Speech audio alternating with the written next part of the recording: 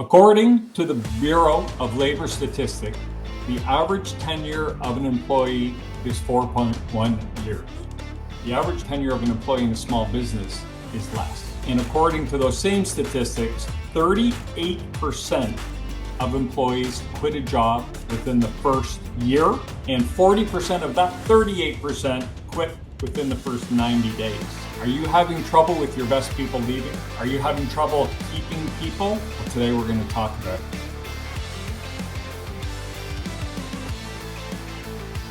Welcome to episode 26 of the KeyHire Small Business Podcast, where we cover the issues that help owners scale their small business. I'm Harlock, creator of KeyHire Solutions, where we grow Texas business with our talent, and I will be your host. Today, you just have me. So let's get into this.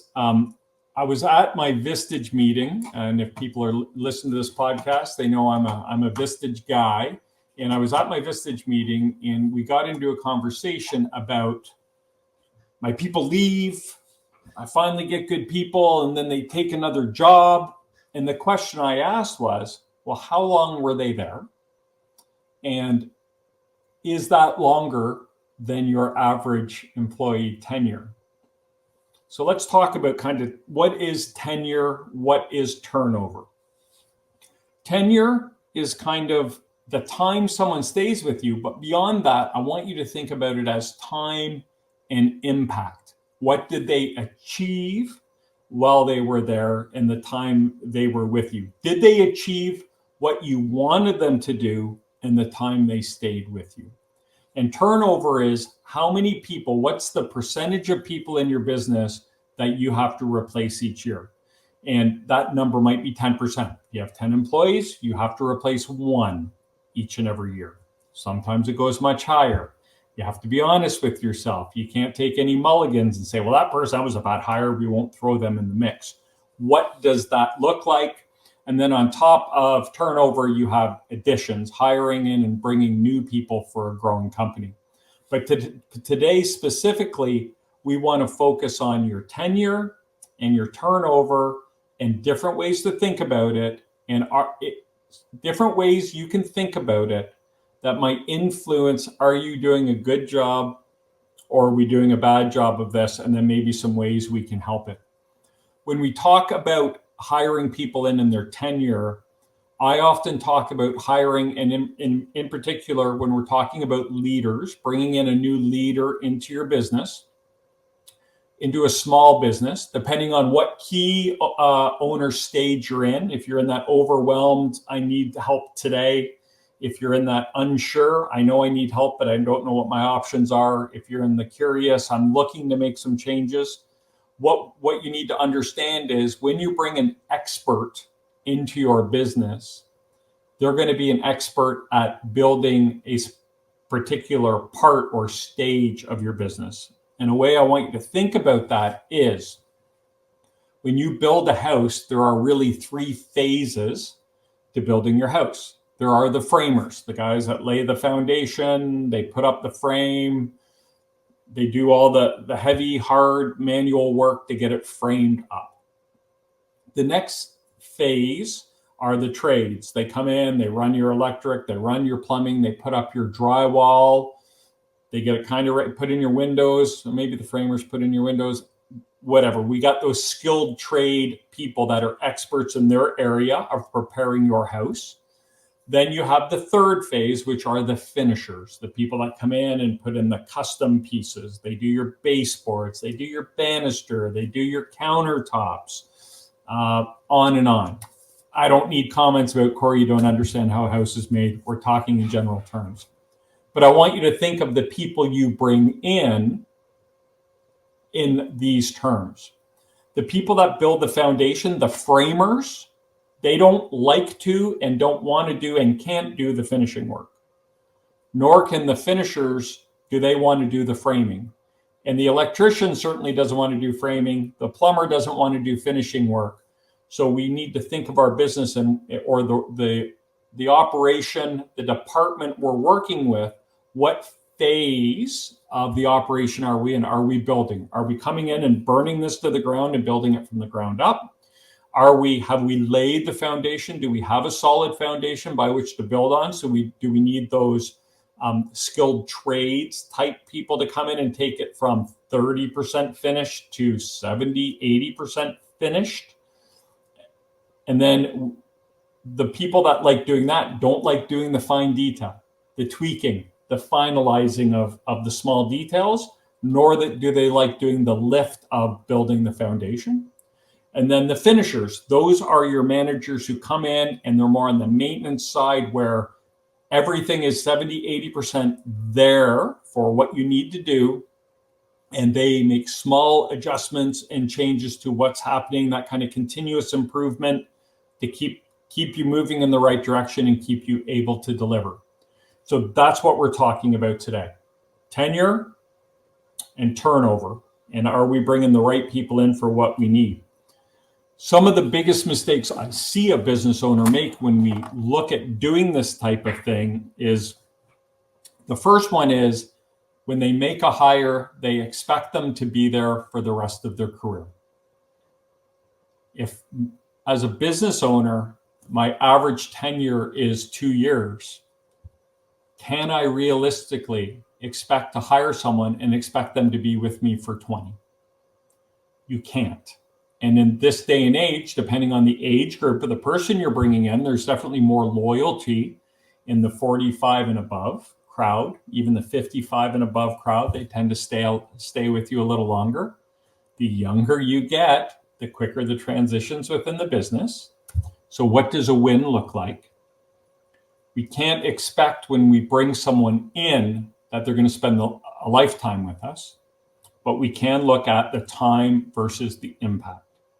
So if my average tenure is 2 years, say, call it 24, 26 months, and we hire a leader and we pay them a ton of money to come in and they stay with us for 36 months and they accomplish everything we hoped they would do, then they leave to go to another company. Is that a win or a loss? And in my mind, that's a huge win. They were there 20% longer or 30% longer than most people are. And they did their job, whether they were there to build a foundation for you, whether they were there to do that middle work and take the foundation and give it some structure and get it mostly completed, then you can hand it off to that finisher. Or maybe they took it from the middle stage to the finishing stage and now they're bored because tweaking and continuous improvement and the maintenance of this doing the same thing daily doesn't appeal to them. So they go on to the next challenge, but now we bring in and we need to hire a different person to fill that role. So is that a win or isn't it? If they stay longer and they accomplish everything you asked them to do, was that a bad hire? They've helped your tenure. They've increased it on the average. And it's acceptable turnover, maybe, if they did what they were supposed to. So quit thinking hiring for life and think hiring for what is my average tenure? How long are people generally here? And can we extend that? Do we think we're going to have them for 2, 3, 4 years, depending on who the person is, what we're asking them to do? The second mistake I see people make is they hire for their current need. As a business owner, I might have a $10 million a year business and I need a sales manager. And this is a true story. I'll tell you who the business is. My sales manager who was struggling quit. But don't worry, we called our competition and their sales manager is going to come and work for us. Fantastic. 6 months later, how's the new sales manager? Great. How are sales? The same, because they came from the same business. The business they came from did the same revenue we do.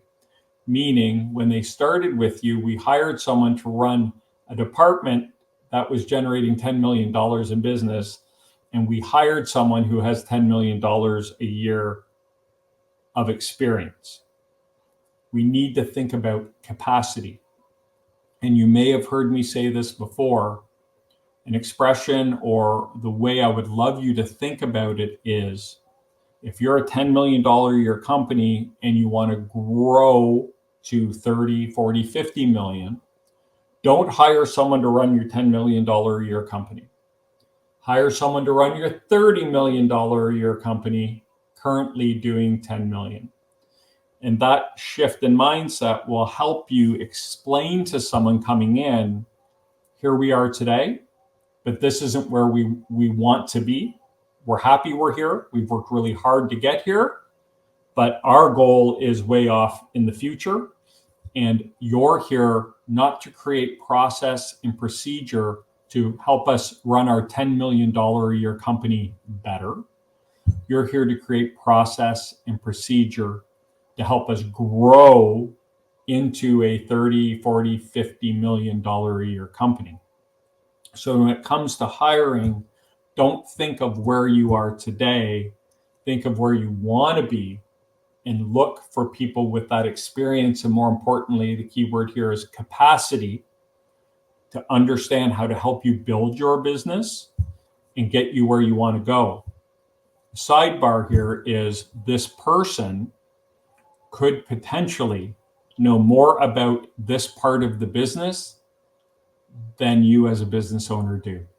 So it takes a bit of courage, little humility, some trust to turn a piece of your business over to someone who hasn't worked with you before. They don't know how you do things. But the idea is whatever you're doing, they'll know how to improve upon them and move that to the next level. So yes, it's a pretty scary situation, but hiring someone with experience and capacity is essential in terms of growing your business, but also understanding in that piece of capacity, what stage of the business are we hiring them to help them with? You might say, it's a disaster, you need to burn it to the ground and restart. Then we're looking for a builder, a framer. You might say, I think we have a pretty good foundation, but other than that, we really need to start documenting our process and procedure and make some improvements on how we do things. And we're going to need that person, that skilled electrician or plumber, the skilled trades person. Or you might say, it runs pretty well. I just think that we need some changes and improvements made to get another 10% out of that department. Then we might be looking for that finishing carpenter person that likes doing that fine work. So keep that in mind as you're looking at your next hire. Where am I? What do I truly need this person to do? It's hard. You might need to go get some outside perspective from people because sometimes we think we can handle more than we can. And when we get someone in front of us who has bigger experience than us and might want to change what we're doing, it's scary. So we will find a way to talk ourselves out of that hire and keep things the way they are. And that's not a recipe for growth. So something to think about there. The next mistake that a business owner might make when they're looking to hire for longevity, tenure, and thinking about their turnover is they hire with the wrong experience. And another example I can share with you is I was once engaged by a company who came in and they were being crazy successful. The business of volumes had outgrown the capacity and ability of the people running the business. It was clear that that's what was happening. And the owner thought that, man, if I can just get a general manager in here to take some of the heat off me, some of the pressure off me, and help inject some ideas into the business, that would be a great idea. And I understand the thinking. The line of thinking made sense, but once we got into that business and looked at it, what we quickly discovered was the operation side of the business was maxed out. They were producing the way the operation was running and set up. They were producing as much as they possibly could, and to produce more, they were already maybe lacking some safety, maybe lacking some quality control. It wasn't efficient. They needed some lean management to help make the environment safer and more efficient, and therefore improve quality. And by just demanding more and having people more hours and longer wasn't the answer. It was going to burn out their people. There was risk of serious injury because they were running some heavy equipment back there. And things weren't going to get done correctly. So I had to sit down with the business owner and say, I don't think the general managers is the answer, because sales aren't your problem. Right now it's delivery. And your operation is running at a red line, right? And if you run your engine at a red line too long, it melts, it breaks down, and you are in the red. I guess the red would be over here. You are in the red. And what I would strongly suggest is a director of operations to come in and help you streamline your operation. And while they're doing that, they will build capacity in to be able to take on more sales. Once we level up and get in the neighborhood where operations is meeting the demand of your sales team, not 100%, not done, not everything you need done back there, but we get a lot of things done back there in terms of just some workflows and some lean management, lean manufacturing, some safety procedures, professional management stuff done back there. Then we can start looking at sale, and we can start ramping sales up again, because we would have built capacity into your organization. So that's what I mean when I say I want you to think about, am I hiring for the right experience? I hear a lot when I talk to a small business owner and I say, we need to get you a professional. The response sometimes is, look, we brought someone in with all kinds of experience and paid them a ton of money, and they didn't do anything.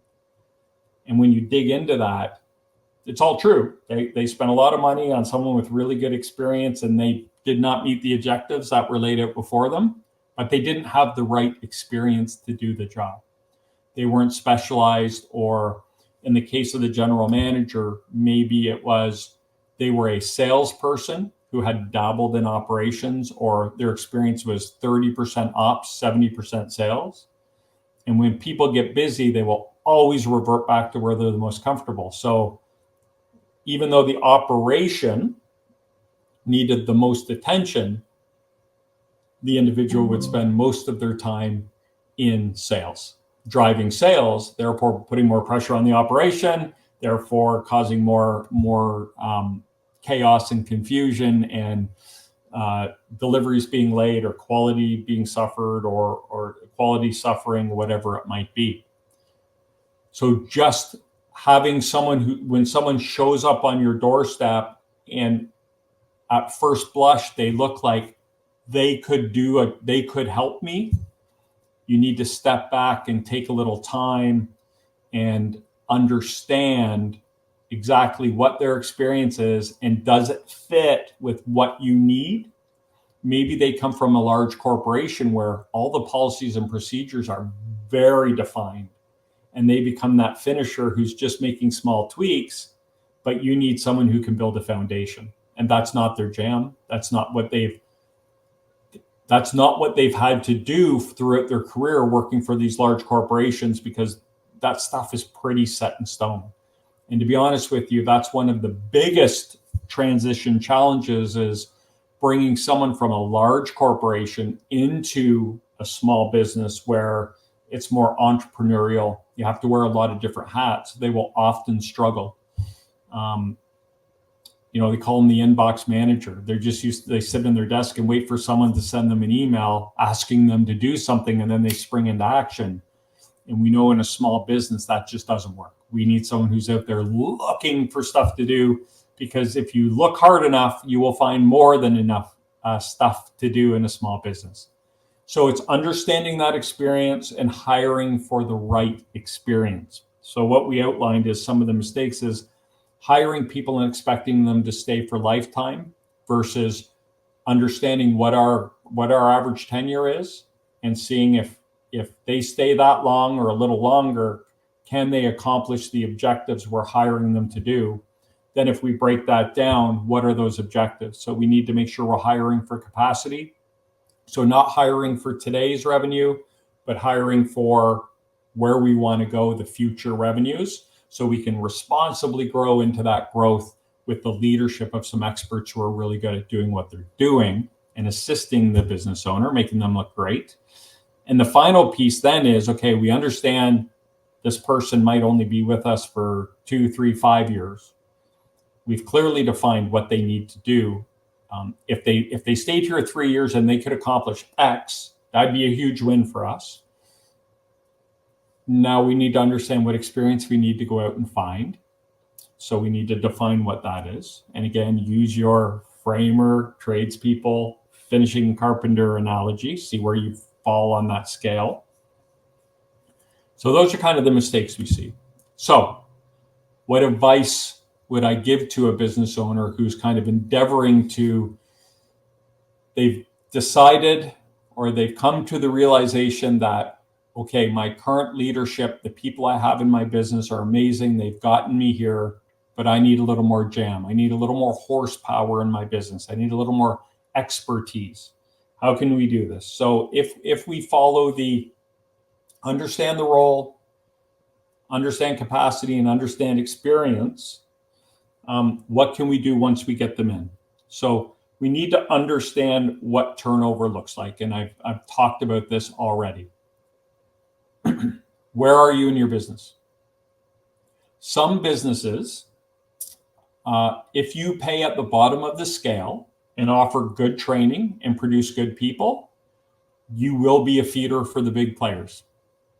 That's how it works, because they know if the big companies keep stealing your people, that's a compliment, because they know you're hiring good people and you're training them well and underpaying them. So they just need to come to the table with some more money, if it's an hourly rate or whatever it is, and they're going to leave, because everyone wants to improve their station in life.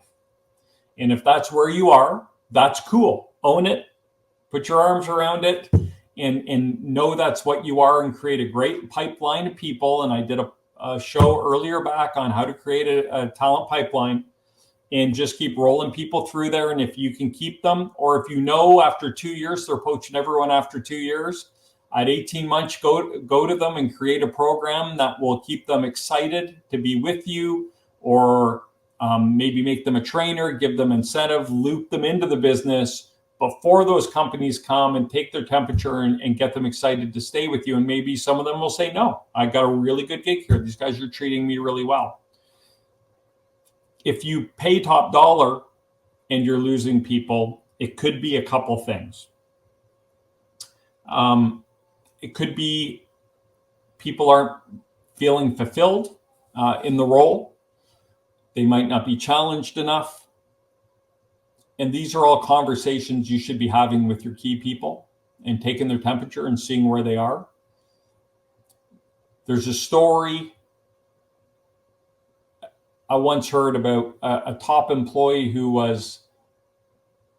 their review was coming up and they resigned. And their boss said, you can't quit. Your review is coming up. We were just going to give you a raise and promote you. And the person said in return, that's funny. I thought I was getting fired, because there was no feedback loop. There was nothing there. And your best people, no matter how old they are, how senior they are, need you as a business owner to let them know you're doing a great job and you're important to the business. That is one of the key factors. People will stay in an environment where they feel valued and the culture is strong over money. They will take the culture and the appreciation and the good vibes over a couple extra bucks. So this becomes very important.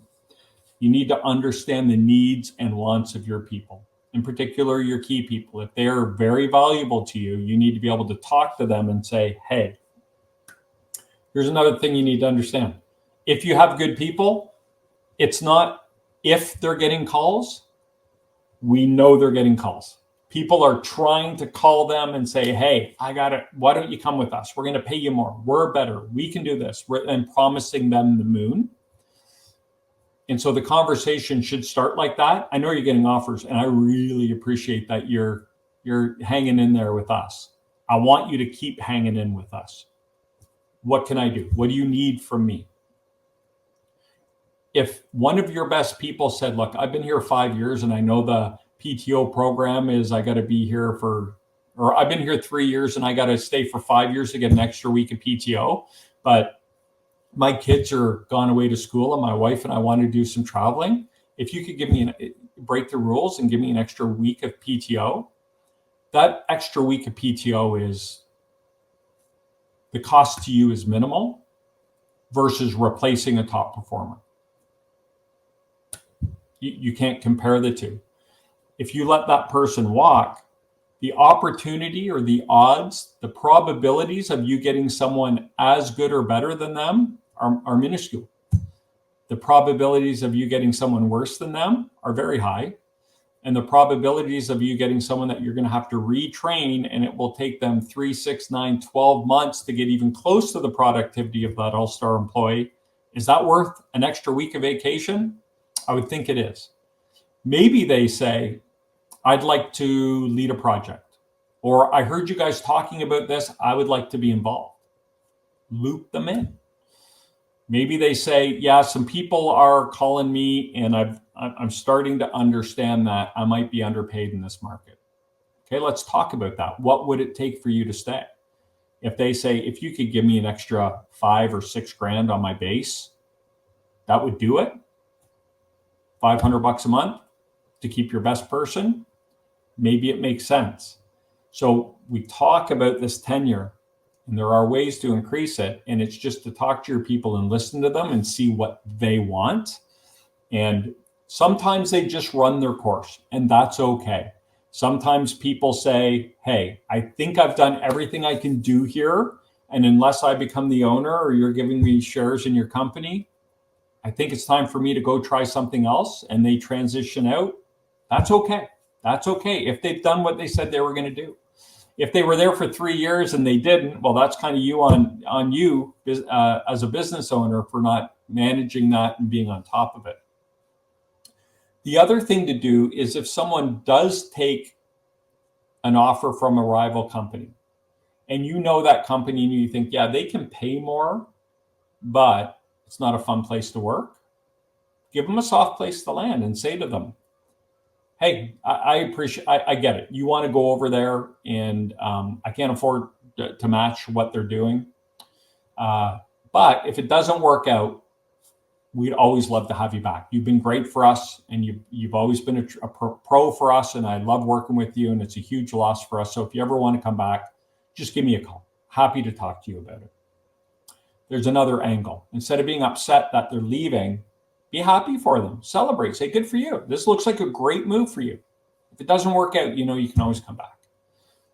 Some will, some won't, but you might as well maximize your probabilities of being able to recruit that person or have them come back. And maybe they learn something while they're away that year or 18 months that they can bring back to your business and say, hey, I have some ideas. Maybe I'm ready for a leadership role. Let's talk. So there are a lot of good things you can do as a small business owner to improve your tenure and to measure it, right? When we measure it, it's time plus impact, not just time.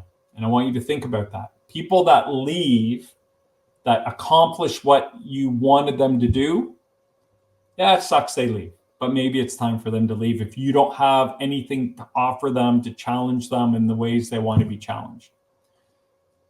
We can also be proactive. We know people are getting contacted. So go have a conversation with them. Take the temperature. How are things going? We really love having you. I know you're probably getting some calls. I've had a couple of calls. Okay, well, what are your thoughts? And they might say, man, don't worry about it. I love it here. I'm not going anywhere. To which you should reply, thank you. But if that ever changes, you got to let me know. They might say, a little more time off or a little more on my base would be great. Or, and then you need to measure that and say, is that week of vacation or 5 or 10K on their base, $1,000, say you give them $12,000 increase on their base. Is that $1,000 a month a better investment than letting them leave and trying to find someone as good where the probability is going to be very low. So just some things to think about when we talked about, like, as I said, I was at my Visage group last week and someone said, we keep losing all our good people. And I said, well, hold on. How long were they there? And we got into this conversation about, are we being realistic about how long we expect people to stay with us? And if people are leaving too soon, that's on us as business owners. Why are they leaving? Let's understand that. If it's a bad culture, we got to fix culture. If it's people coming and knocking on the door with more money and more bells and whistles, we can have a conversation. If they've just run their course and they understand they need to make a change, because if they stay with you, they might feel stagnant and won't be able to perform at the level they have. That's okay too. But let's investigate, walk through, and then give people a safe place to land. If they do leave, like, look, I really need to go. They're promising me all this stuff. I'd be crazy not to go. And if you can't offer it, celebrate them, but let them know, hey, if it doesn't work out, we're here because we appreciate you and we value the work the work you have done for us. So I hope that gives you some information in terms of how to look at your turnover and tenure of your employees. I'd like to thank you for tuning into the KeyHire Small Business Podcast. If you got value out of today's episode, want to keep up to date on our new content, make sure you leave a comment and let us know what you think of the episode, and subscribe to the YouTube channel. If you prefer to listen to your podcast, you can find us on Apple, Spotify, or whatever your favorite platform is. Just search up the KeyHire Small Business Podcast. If you'd like to learn more about working with KeyHire and how we can help your small business, you can schedule a meeting on our website. We are a help-first organization. So we guarantee no weirdness, no sales. We are just there to help. Thanks for listening. I'm Corey Harlock, and until next time, stop grinding, start growing.